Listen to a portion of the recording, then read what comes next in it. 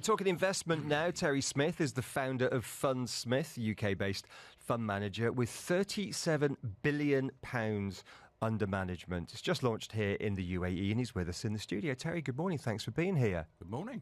Right, 14 years ago you launched Fundsmith, 2010, and it's grown significantly since then. Why now launching here in the UAE? Just tell us what you're doing. Yeah, look, we've already got a significant client base here in the UAE. We've got over $1 billion from people. Although we're the biggest fund in the UK, we've got quite a wide spread of clients, right around to Japan and in the world, including the UAE. And the regulations changed in the UAE recently, which you may be aware of, which is to say that foreign funds can't be sold here any longer. And so we've set up a feeder fund with a local firm, Additum, who are running that for us, so that local investors will be able to continue to invest in Fundsmith. Okay. So we're here basically for the launch of that feeder fund. So let's talk about the Fundsmith story. As I say, only 14 years old, and to rise to be the biggest retail fund, or the biggest fund by many measures in the United Kingdom, £37 billion under management, is some going in little more than a decade. How did you do that? Did it by a variety of reasons. First of all, just committing my own money to it, and my colleagues, my partners' money to it. So making a commitment to it.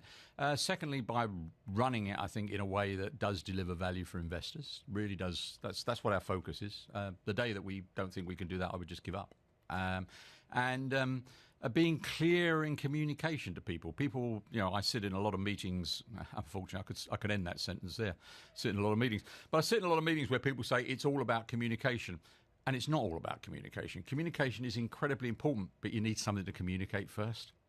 Right? I don't know if you've seen the movie Sully about Sullenberger, The Miracle on the Hudson. Mm-hmm. And I was a keen amateur pilot in the past. And one of the things I was taught is that in an emergency, the important mantra is aviate, navigate, communicate, in that order. When the engines both blow out on your Airbus, it's no good going Mayday, Mayday, Mayday, I'm in trouble. Fly the plane first, right? It's the same with this.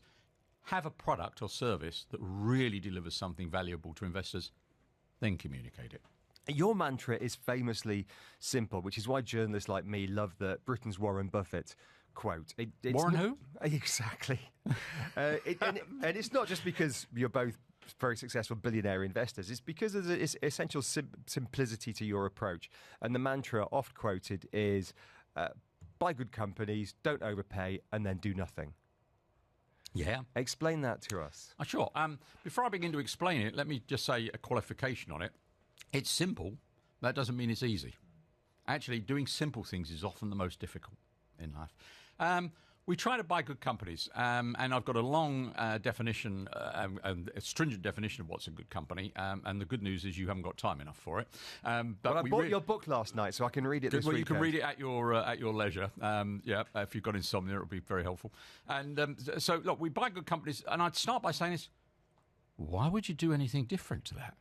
So what, you deliberately go out and buy bad businesses? Wow, what an interesting concept. So we're looking for companies which are, people say, oh, you're trying to pick winners. No, I'm not trying to pick the winner. I'm trying to bet on the winner after the race has occurred, when somebody's won. We don't need to worry about whether Coca-Cola and PepsiCo dominate the world drinks market, do we? So I'm trying to buy a good business that's been around for a long time through many business cycles, that makes a high return on the capital that's employed. That's our capital as investors. That's got great profit margins, that generates cash. No good having profits without cash. You need cash, right? They're not the same thing. Profits and cash aren't the same thing.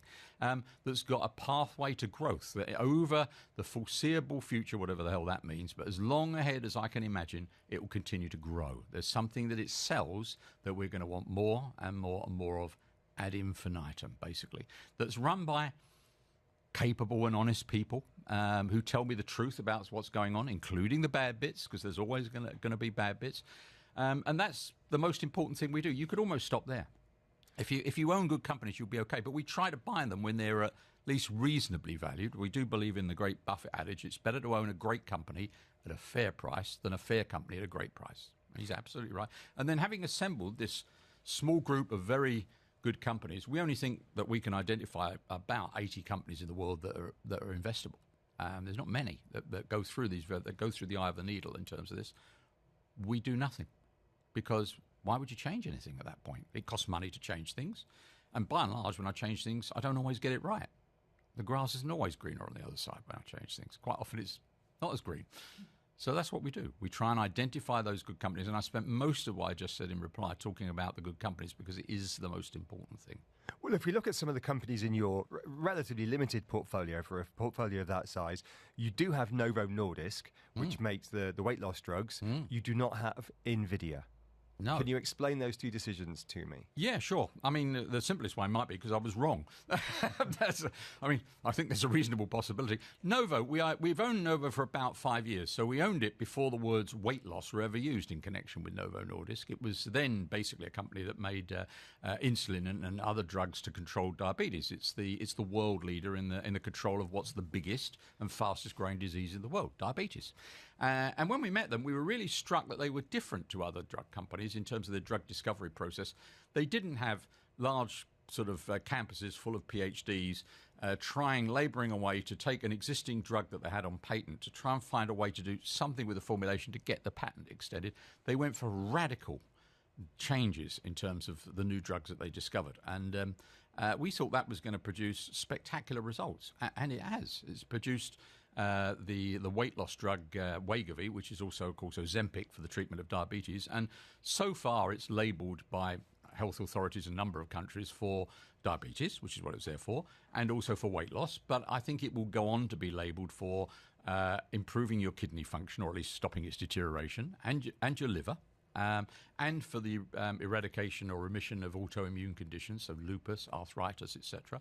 Probably halting the development and sending into remission something like a dozen cancers, halting the progress of Alzheimer's, and as a remedy for alcoholism. We've only got a short while left, Terry. Your quick thesis on NVIDIA, which you don't own. I might be wrong. Look, the problem for us in owning NVIDIA is we don't think it's very predictable. I mean, it's obviously on a tear at the moment from selling these GPUs for artificial intelligence. But it's had two big changes of its business model, from chips that were used for gaming and chips that were used for Bitcoin into these GPUs now. And it's handled that brilliantly. It's pirouetted through all those brilliantly. But will it be able to do it in future? I don't know. Bear in mind, the last two times it did it, the shares went down 80%. It's not got the predictable characteristics we seek. The other thing to say about it, I know you say a short time, is we don't like things which are sold, which are very high value and are sold as part of the capital cycle. You know, somebody who makes a great big machine that they sell to another company to make stuff. Because when there's a downturn, that business just goes to zero sometimes, right? It's not like selling toothpaste. And my trick question for all of you who think you might know something about NVIDIA, all right? So get ready, because I'm about to question you now, okay? Is they sell chips, right? Could you tell me physically what one of these new NVIDIA GPU chips looks like? Not a clue. No, come on. I want you to tell me. You know what microchips look like. Tell me what this looks like. I'm not going to let you off the hook. It's like a Kit Kat, isn't it? It's got lots and lots of wafers on top well, of each other. How big is it?